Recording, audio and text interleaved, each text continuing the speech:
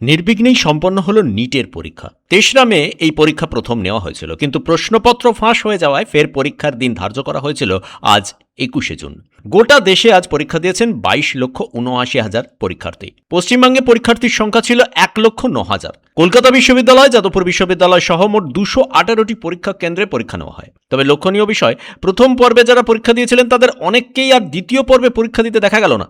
আজ পরীক্ষার হল থেকে বেরোবার পর বহু ছাত্রছাত্রী ক্ষোভ প্রকাশ করেছেন। তাদের অভিযোগ, পদার্থবিদ্যার প্রশ্ন বেশ কঠিন হয়েছে। অনেকেই জানিয়েছেন আগের পরীক্ষা অনেক বেশি ভালো হয়েছিল, তবে কেউ কেউ এই পরীক্ষায় খুশি। দেশের মোট ৫৫১টি শহরের ৫,৪৪০টি কেন্দ্রে নতুন করে সর্বভারতীয় নিট ইউজি পরীক্ষা নেওয়া হয়। ভারতের বাইরেও ১৪টি আন্তর্জাতিক কেন্দ্রে এই পরীক্ষার আয়োজন করা হয়েছিল।